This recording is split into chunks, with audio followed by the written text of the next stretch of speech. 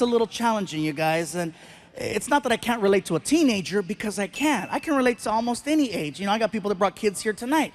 The problem is that my son doesn't see me as an entertainer. He sees me as the guy that tells him to take a shower, put on deodorant, you know, stop picking your nose. That's me. His friends, on the other hand, I'm like a god to his friends. Every time I drop off Frankie at school now, I pull up, you know, the kids see my car. They freak out and they run over to it and they put their hands on it like it's a shrine. They touch the car like freaking, Selena está aquí, you know? Some of you got that. Gracias. Anyway. Then the kids start shaking my car side to side, chanting, Fluffy, Fluffy, Fluffy. And Frankie's in the front seat, pissed. He's pissed. He's like, this is bull. I'm like, hey, dude, don't get mad at me because I'm more popular than you at your school. Little hater. He gets out of the car all mad. They're still chanting, Fluffy, Fluffy. The thing is that our worlds are very different. His world revolves around Grand Theft Auto, the video game, YouTube, and girls. He's really good at 2 of those. The other one, not so much. And it's not that I'm trying to be a hater about it. It's just that I tell Frankie, listen, you need to start having more conversations. You need to become more talkative and interact like this. See, he'd rather text than talk. That's his whole thing. I'm like, dude, you gotta learn, you know, start to talk to me. I wish you would talk to me more. You could learn a lot about talking by talking to me. I'm just saying, I only do it professionally. But no, he'd rather text. It's at the point now where if I'm in the house and I yell, Frankie, did you take out the trash? Nothing. All of a sudden, cling. I take out my phone, no. But if I say, I got money for you, freaking Houdini, right? Oh, hello. Because you can't text cash. That's my big thing right now. I just want him to take out the trash. He's 16 years old now. He should have been doing this since he was 10, but you know, better late than never. And what he does is he'll sit in the living room and he tunes out the rest of the house. He sits there and he'll put on these headphones that I got him for Christmas a couple of years ago. These Beats with the freaking studio button, and it cuts out all of the sound. They are so strong that when he starts watching his YouTube videos, he can't hear himself laugh. And for me, that is the funniest thing in the world. I'm in the other room and I can hear him. This is what I hear.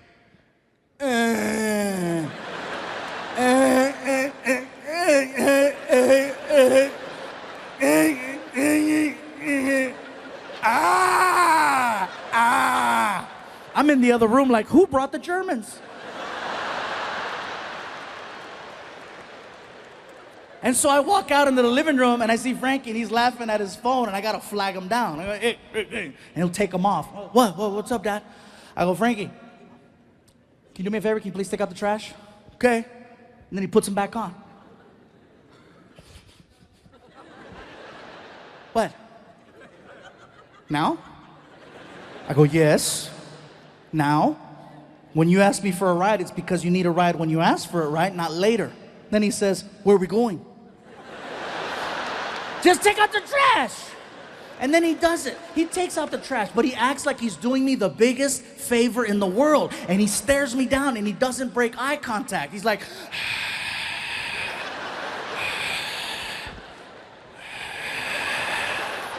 and then I'll hold the bag over the can and he makes a sound.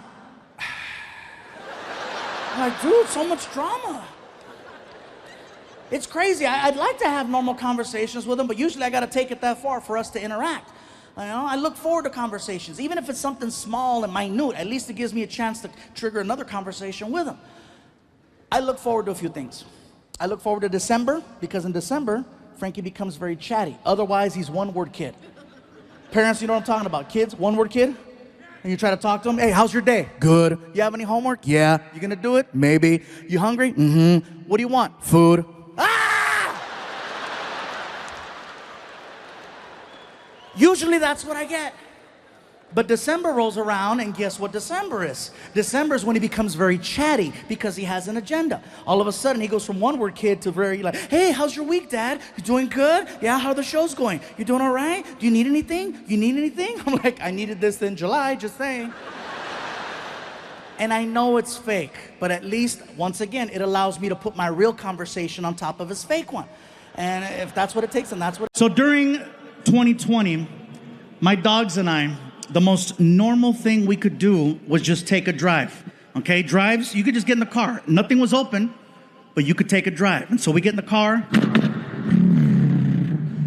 I put on this playlist and just drive. Eventually, we went out looking for food. And I know that sounds crazy to say it that way, but remember, 85% of the underlying conditions. I never once set foot in a market because I was afraid. All of my food came from friends and street vendors. Yeah. Yes, I support street vendors in case anyone's wondering.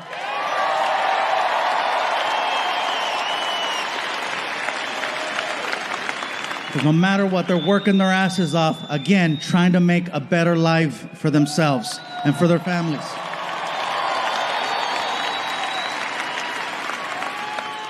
After leaving a taco stand one night, I realized that a lot of people needed to step out of their comfort zones in order to find alternative ways of making ends meet. I made the mistake one night of assuming the guy working the stand was Mexican. He wasn't. I even spoke Spanish to him, which is a no-no. The rule is, when engaging a brown person, you must speak English to them first, and then if there's a language barrier, then you go to Plan B high school Spanish. You start off in English. Hello, sir, may I? ¿Qué? No entiendo. ¿Qué pasó? Oh, hold on, I got this. Hola. Yummy. So I walked up to this guy at the stand, and I was like, he reminded me of a tío, so I was like, hey, ¿qué onda, compa? ¿Cómo estás? And which is like, hello, friend, how are you? And he responded, what are you saying to me? I'm sorry, sir, I thought you were Mexican. No, I'm not a Mexican. I am not a Mexican. I am Greek. Greek? Shit, I was way off. I'm sorry, bro. It's late. I'm tired. Can I have 2 tacos? What do you mean, can I have 2 tacos? I just finished telling you I am not a Mexican. I am Greek. I do not sell taco.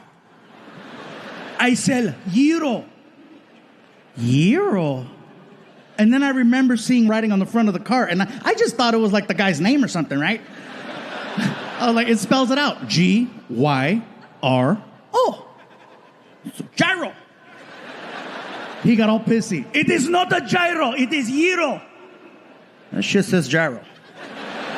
It is gyro. Bro, I'm tired, it's late. What is a gyro?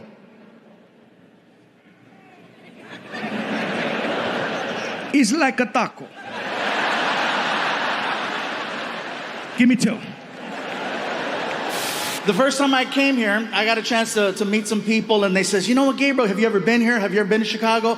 Like, no, it's my first time. They said, well, we'd like to take you out to eat if you're down. And I'm like, well, hello. I am very down. They took me to a restaurant called Portillo's.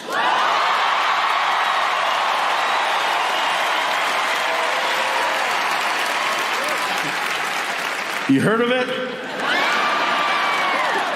So we get there, and it was very, very good. The hot dogs were delicious. I had a chicken chop salad. It was amazing. Had a beef dip, really, really good. But it wasn't until the meal was almost over that these new friends of mine said, we'd like for you to try something you might not have ever had before. And I'm like, that's not likely. I said, well, what is it you want me to try? And they said, well, they sell a thing here at Portillo's called a chocolate cake shake.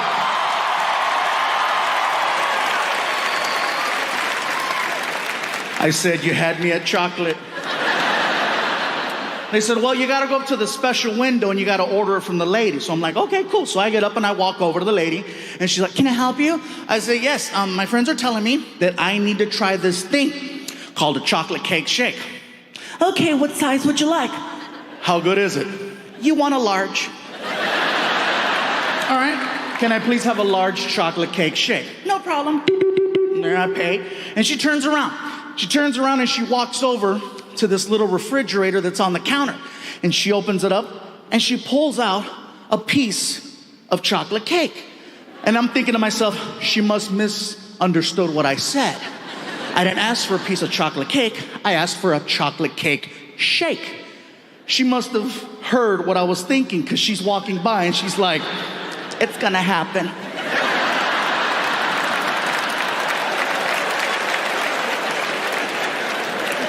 She walks over to the blender, she takes the freaking lid off, and she just looks at me and does this. And I was like, no. And she's like, oh yeah. She pours it and she hands me this like 44-ounce chocolate shake, which is way more than anybody should be drinking. The straw was so thick you could almost fit your thumb in it, okay? So I grab the shake and I begin to attempt to drink it. So I'm just, and I can see the shake coming out.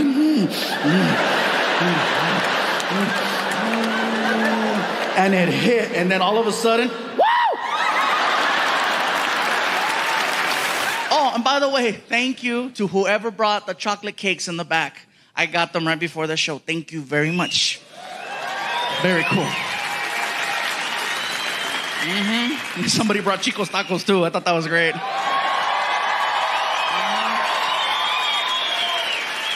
Now, you guys here know what I'm talking about, but everybody that's watching at home, they're like, Chico's tacos, oh, what the hell's that? It's an El Paso tradition. If you come to El Paso,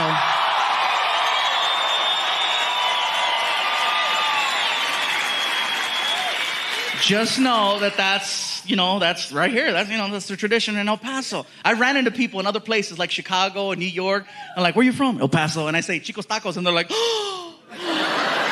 Like, wow, yeah, that's hardcore.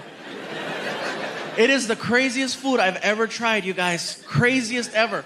Reason is, they give you these little taquitos and there's like a sauce and you pour it and like the taquitos float and then it absorbs. And I never thought I'd see the day where I could drink a taco. Yeah. And you gotta have that at the end of the night. Don't try to freaking plan out events after going, They'll say, oh, we're going to eat at Chico's and then go to the movies. No, don't do that. Don't do that. You'll be sitting there like, hey, this is a good movie, huh? This is the one where Nicolas Cage comes out and... Anyway, he plays the bad guy in this movie and it turns out really good. Then all of a sudden...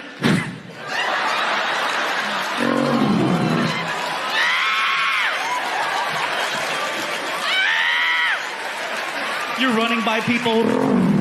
They're like... Chicos.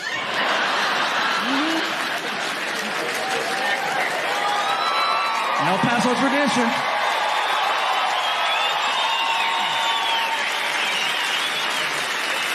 You know what's funny? Is that a year from now, there'll be people watching this all over the world. Just like the first DVDs in Canada, Australia, and Europe, this DVD will wind up somewhere in Australia. And there'll be people in Australia going, what the hell's Chicos? Crocky, we gotta go. We gotta see Chico's. You watch, man. People freaking out. I say, we must go try Chico's.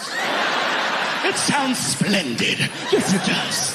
Drink a taco. I never thought I'd see the day. I'm going to try it. El Paso it is. Oh, man. But no, I got Chico's tacos and cakes. One night at one show, I received 11 chocolate cakes.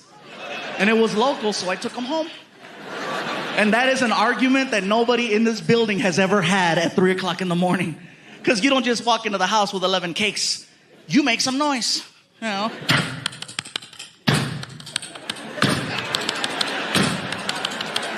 I walk in with the last 2 cakes and my girlfriend's in the kitchen and she's like, what the hell is this? I'm trying to be cute. It's a bakery.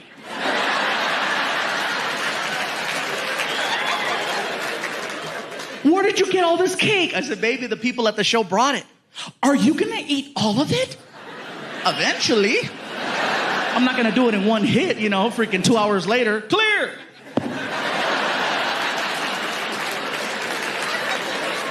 how do you know someone isn't trying to poison you? With cake? Are you serious? It's like you live by the cake, you die by the cake, you know? No. So we're going back and forth, right? We wake up Frankie, and Frankie walks into the kitchen at 3 o'clock in the morning, and he's all,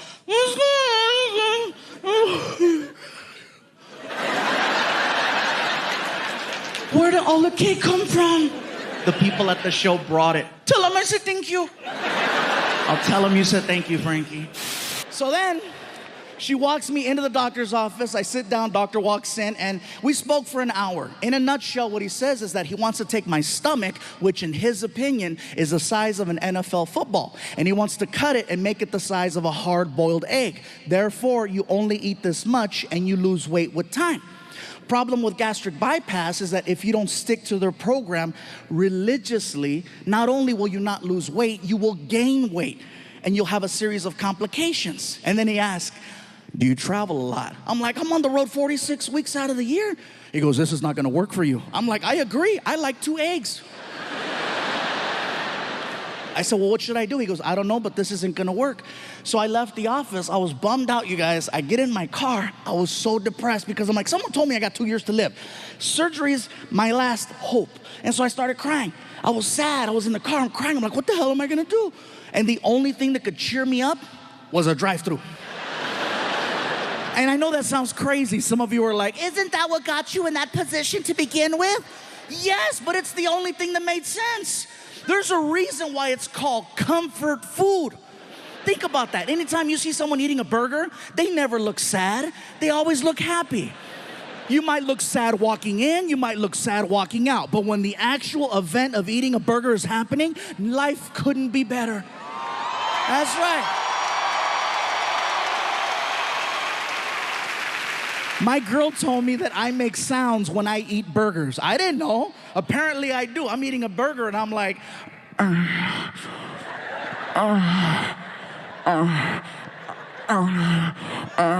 She was like, are you eating that or are you eating that?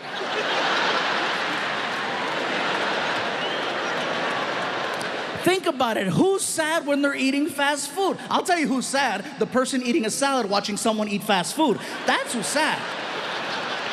So I pull up to this fast food restaurant with a big M on it.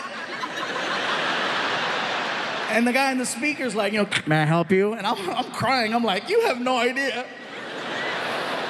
What I eventually wound up doing, you guys, is I started low carbing. Now, I am not eating healthy by no means, okay? I still eat fast food every single day. And people question it. How do you eat fast food and lose 100 pounds? I'll give you an example. I'll go to a burger place and I'll order a double cheeseburger. I won't eat the bread, I won't eat the onions, the tomato, the ketchup. I'll eat the meat, the cheese, the mayo, the mustard, and I'll order up to 3 with like 3 diet sodas. And people go, that's unhealthy. The cholesterol's gonna kill you. I agree. But guess what? Cholesterol's gonna take 10 years to kill me. Diabetes is gonna do it in 2. Right now, I'm winning by 8.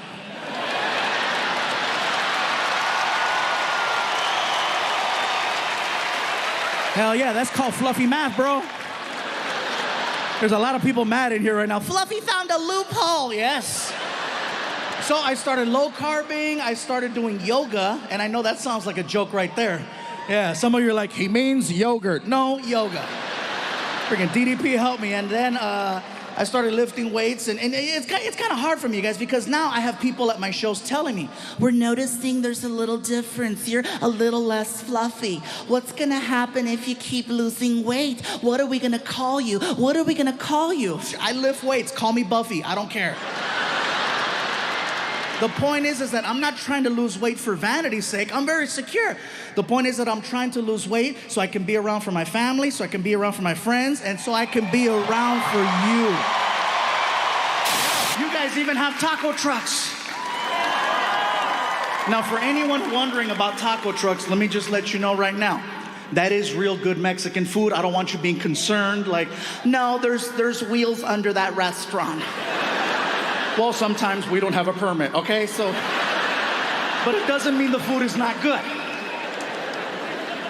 For me to know that I'm gonna have a good experience at a taco truck, I always research, and I look to see who's running the truck. For me to know that I'm gonna have a good time, I wanna make sure that it's an all-female crew.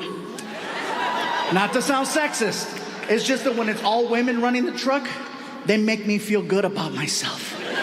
They make me feel special. When I walk up at 1 o'clock in the morning and I have a buzz, they make me feel good.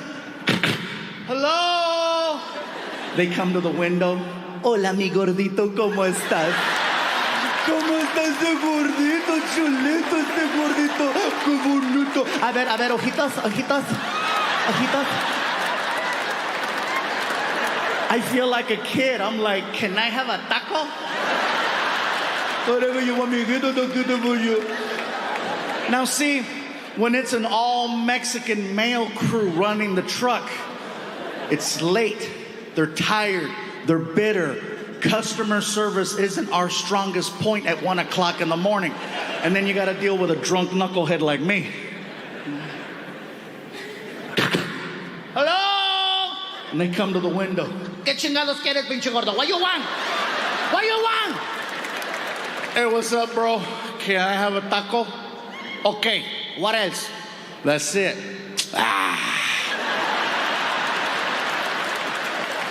That's not even a word. But you know exactly what he just told you.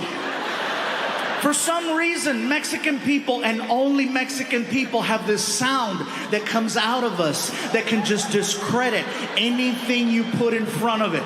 It doesn't matter what it is. We can kill it with that sound. I just graduated from college, top of my class.